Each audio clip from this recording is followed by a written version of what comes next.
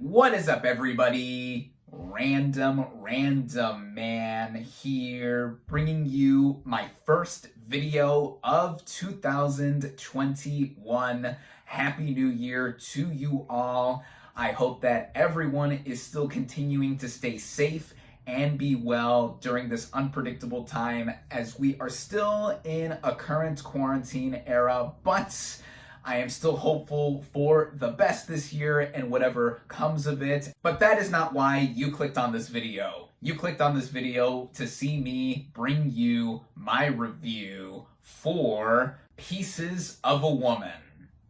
Now, the plot of this drama basically follows a heartbreaking home birth, which leaves a woman, played by Vanessa Kirby, left to grapple with the profound emotional fallout and isolation from her partner, played by Shia LaBeouf, and her family by a chasm of grief.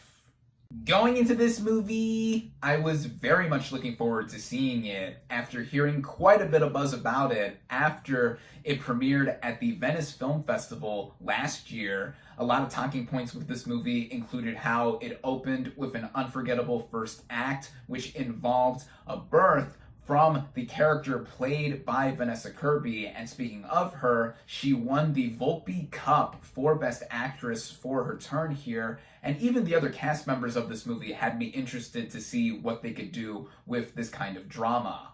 Starting out with the cast and their performances, we have the aforementioned Vanessa Kirby as Martha.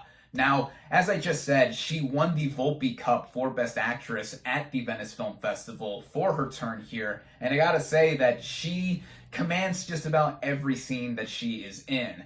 A lot of it is physically involved within that specific opening half hour, but with the rest of the movie taking shape, we see a lot of subtlety within her in dealing with the aftermath of something that is truly traumatic and life-changing for anyone to go through. This is Kirby's movie through and through, and her supporting players around her that help her out in a lot of these scenes, I think, gives some noteworthy turns as well. There's Shia LaBeouf, who plays her partner, Sean, and I think that he has really been on a roll lately in giving some different kind of performances that we haven't seen from him, unless you have paid attention to some of his smaller indie work like I have. I think at times that he was reaching a little more than what he could have done. It's mainly having to do with how his character was written, but I thought LaBeouf did a laudable enough job here in this film. Ellen Burstyn plays the mother to Martha here, and she specifically has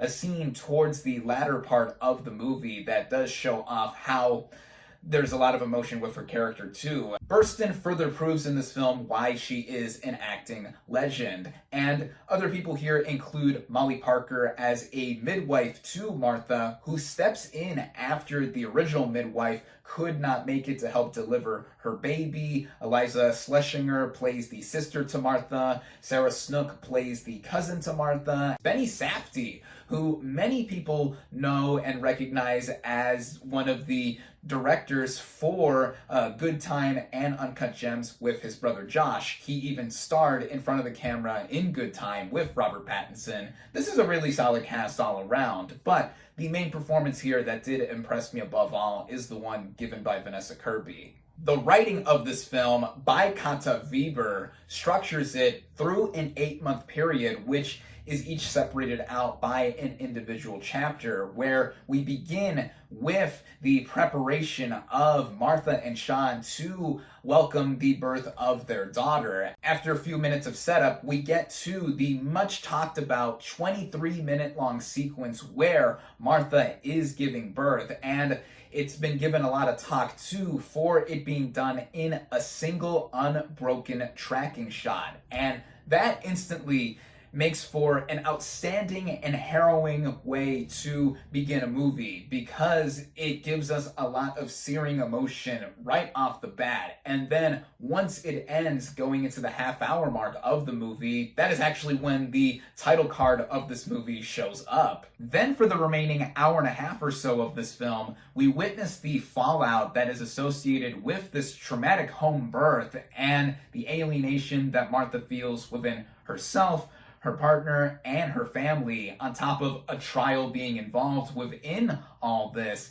And it's interesting to see how this movie was intentionally wanting to play out in giving us the brunt of something that would later have quite a bit going on later. Instantaneously, the feel and concept of this movie reminded me of one of the Three Colors trilogy films by Krzysztof Kieslowski, specifically Three Colors Blue, starring Juliette Binoche as a woman who also, like Kirby's character in Pieces of a Woman, suffers loss and is feeling the aftermath of it. I also bring this up too because, coincidentally, Binoche won the Volpe Cup for Best Actress at the Venice Film Festival when that movie premiered back in the early 1990s, and it also, on top of that, won the Golden Lion. So with these two films sticking out similarly in my mind, for Pieces of a Woman specifically, it made me reflect in thinking that after that opening half hour, the movie for the remainder of it couldn't match the level of intensity and interest that it initially presented.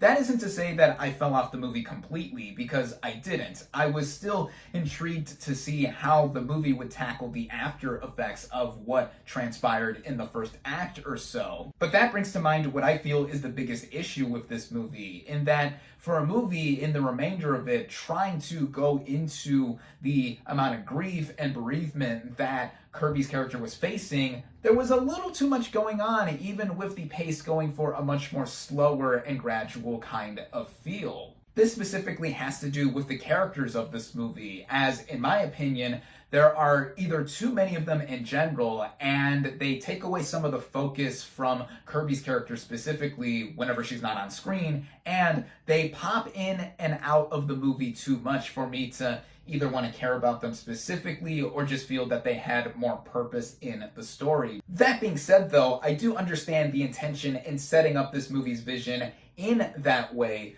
with the directing by Cornel Mandruzzo being something that is very quiet in a lot of his approach after that half hour happens, and also just seeing the little actions that Kirby's Martha does, and also at times the way we see LaBeouf's Sean feel. That is what I wish this movie emphasized more of, instead of bringing other players here that didn't really feel like they had too much in the way of connecting to what the main character was obviously going through. There was more than enough on her plate to deal with and have us witness. On a technical scale, though, I do think this movie is pretty well made across the board. Cinematography-wise, I think it is well shot, and I don't just mean the 23-minute long tracking shot that everyone has talked about with this film. There are quite a few long takes that are sprinkled in across this movie, though, which I do appreciate. Also, just how this movie is visually in its style and color palette. It uses a lot of grays and just a lot more drearier looking hues that emphasize the tone of this movie in the somberness of the entire situation. Musically, this film was composed by Howard Shore, who many of us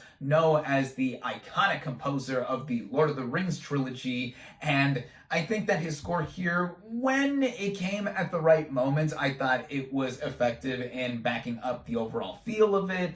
And the way it was strung together at just over 2 hours in length, I did feel some of the running time, more so towards the transition of the second to third act. By this movie's end, even though I felt that the narrative wasn't the most coherent thing in the world, it had me appreciate what it was trying to paint a picture of for someone going through something like this that could be relatable to just about anyone who watches it. I mean, for myself specifically, I am not a woman, so it made me try to sympathize enough with someone who has experienced loss and overall bereavement in this case specifically. And when the movie does end with something that is very poignant to what I hinted at in the intro of this video, you'll know what I mean if you see this movie. It did make me feel like that this film had a sense of hope associated with it. This film is certainly not for everyone, though, and I can totally understand why one would take issue with the movie in something specific like its overall flow. It's currently streaming on Netflix, so the choice is yours right there, and for all of what I have said and more, I recommend it.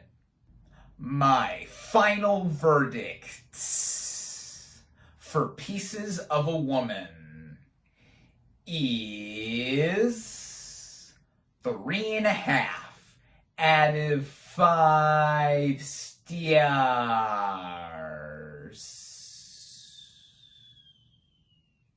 Thank you all, as always, for watching. Be sure to like this video, comment on what you thought of Pieces of a Woman, social media links in the description, subscribe to my channel for more, and I'll catch you on the next movie review.